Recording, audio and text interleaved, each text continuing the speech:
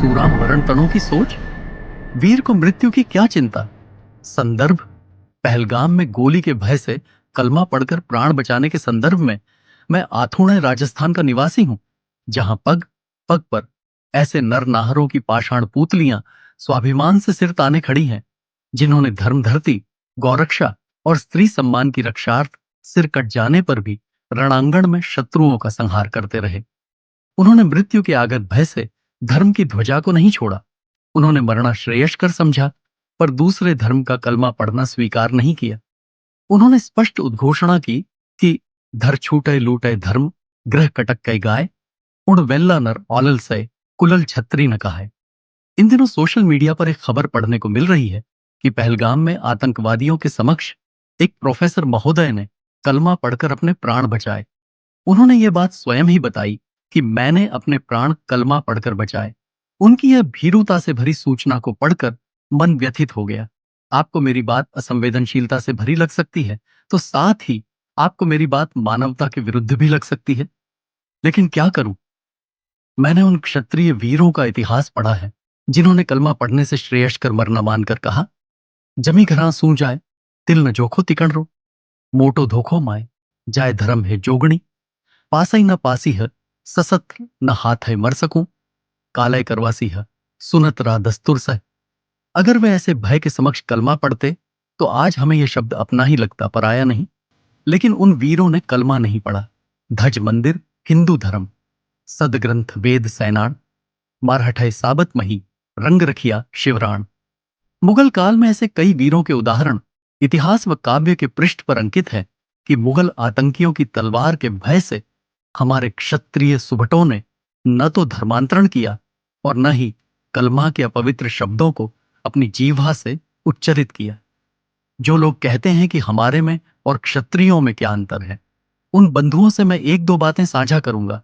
इसे आप क्षत्रियों की प्रशंसा न माने, और मानते भी हैं मान ले, क्योंकि किसी के गुणों को अनुभूत करके व्यक्ति उसके गुणों का प्रशंसक नहीं हो सकता।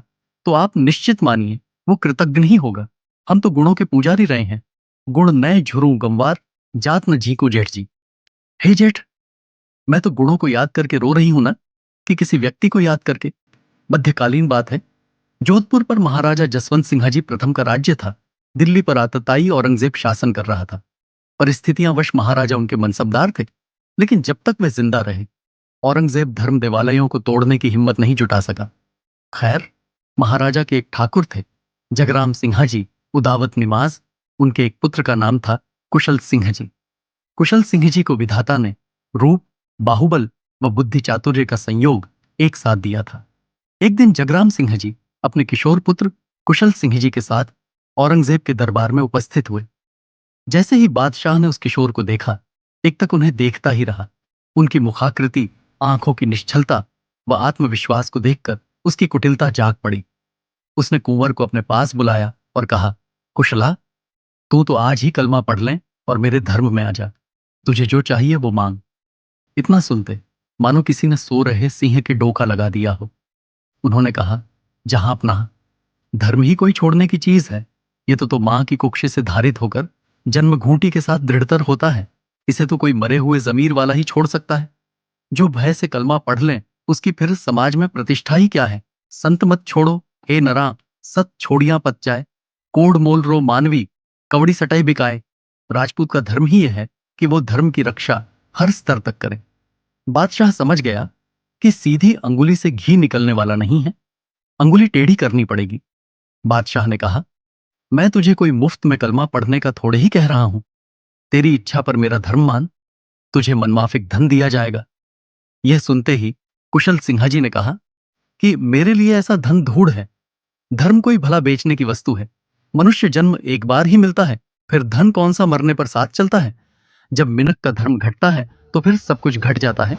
धर्म घटाया धन घटे, धन घट मन घट जाए, मन घटिया महिमा घटे, घटत घटत घट जाए। बादशाह ने उन्हें डराते हुए कहा कि या तो कलमा पढ़, अन्यथा ये कटार तेरा कलेजा विदीर्ण करते हुए निकल जाएगी। यह सुनकर कुशल सिंह ने कहा कि धर्म की रक्षार्थ मैं मृत्यु को तुच्छ मानता हूं।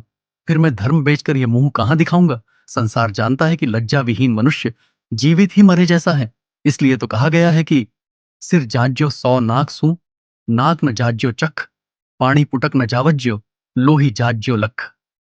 इस पूरे वार्तालाप को डिंगल के विख्यात कवि व अपने समय के वीर पुरुष केशरी सिंह जी बारठ रूपावास ने अपने एक गीत में लिपिबद्ध कर अमृता प्रदान कर दी। केशरी सिंह जी लिखते हैं कि बादशाह ने तलवार निकालकर कुशल सिंह से पूछा कि तुझे प्रण प्यारा है या प्राण। इस पर उस उदावत वीर ने कहा कि मुझे प्रण प्रिय है, क्योंकि जो मनुष्य अभक्ष्य भोजन करके अपने प्राण बचाता है उसे मैं धिक्कार भेजता हूं, क्योंकि वो तो जीवित ही मरे के समान है। आज तक धर्म त्यागने वाला इस धरती पर अमृता को प्राप्त नहीं कर सका, तो वीर को मरने से कैसा भय। ये तो शाश्वत सत्य है कि मृत्यु तो एक दिन सभी की आनी है। मैं गाय, ब्राह्मण को पूजने वाला और राम नाम का स्मरण करने वाला हूं, अतः मैं किसी भी स्थिति में मक्का की सेवना व कलमा का जाप नहीं कर सकता।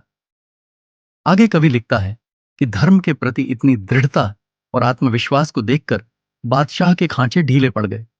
उसने धर्मरक्षक वीर की प्रशंसा की। उस अमर रचना के दो तीन पद्य उदाहरण स्वरूप रखना समीचीन समझता हूं। बिजड्ड ग्रह औरंगजेब बोलियो, जाने के रूठो जमरान, कुशला वाल्हा हुए जिकू कही, प्रण राखिस कै राखिस प्राण, पूजू गाय ब्रह्म हूं पूजू, सिर जाओ तय मको सहूं, जिण मुख राम नाम मह जपियो, कलमा जिण मुख नोज कहूं, दुभर पैस रत्न सी दूजो, बड़ा विरत खाटई लघुवेस, ईजत धर्म सहत आम कुशल लय घर आयो कुशललेस। इसी प्रकार मध्यकालीन एक बात का एक उदाहरण दे रहा हूं। बाड़मेर की धरा पर सिंध के मुस्लिम लुटेरों ने अपने आतंक से यहां की जनता को भयभीत कर रखा था। ऐसे में महाराजा मानसिंह जी ने कुड़की ठाकुर बहादुर सिंह जी चांदावत को गिराब का हाकिम बनाकर भेजा। उनका एक पैर कमजोर था, इसलिए वे खोड़ा राठौड़ के नाम से प्रसिद्ध थे। उन्होंने उन आतंकियों का वो हाल किया कि उनके नाम से उनमें सिहरन पैदा हो जाती थी। एक बार उन आतंकियों में से एक आतंकी की मां ने उन्हें बहला फुसलाकर भेजा कि मुझे स्वप्न आया है कि बहादुरा मर गया। वे लोग उस बुढ़िया के स्वप्न को सच मानकर लूटपाट करने आए। बहादुर सिंह जी की निगरानी में आते कुछ पकड़े गए और दो तीन भागकर वापस सिंध पहुंचे। सुबह का समय था, सर्दी का मौसम था। बुढ़िया अलाव पर तप रही थी। जैसे उसने अपने लुटेरों को देखा तो चहक कर लूट के समाचार पूछने लगी। बचकर आने वाले में से एक ने कहा कि डोकरी, तू झूठ बोल रही थी, वो मरा नहीं है, अपितु हमारे जो आदमी पकड़े गए हैं बेचारे वो मरेंगे। ये सुनते ही बुढ़िया तमतमा कर बोली, जाओ रे, मेरा दूध लज्जा दिया, ऐसा बहादुरा में क्या है। ये सुनकर एक लुटेरे ने कहा, अम्मा, हमारी माँ और बहादुर की माँ में अंतर है। ये सुनते ही बुढ़िया को क्रोध आ गया। उसने पूछा कि क्या अंतर है। उस समय उस लुटेरे ने अलाव पर ठोकर मारी, जिससे एक खीरा उछला और डोकरी के पैर को छूते हुए दूर गिरा। उस उछलते खीरे के भय से डोकरी तपाक उठी और गालियां बकते हुए बोली कि मूर्ख, अभी मुझे जला देता। यह सुनते ही उस लुटेरे ने कहा कि अम्मा, तेरे और बहादुर की मां में यही अंतर है। तू एक चिंगारी से डरकर उछली और दूर जा खड़ी हुई, पर जब बहादुर का पिता मरा तब बहादुर की मां उसके साथ अग्नि का वरण कर स्वर्ग पहुंची थी। हम इस तरह कलमा पढ़ने लग गए तो फिर हमारा धर्म बचेगा कैसे।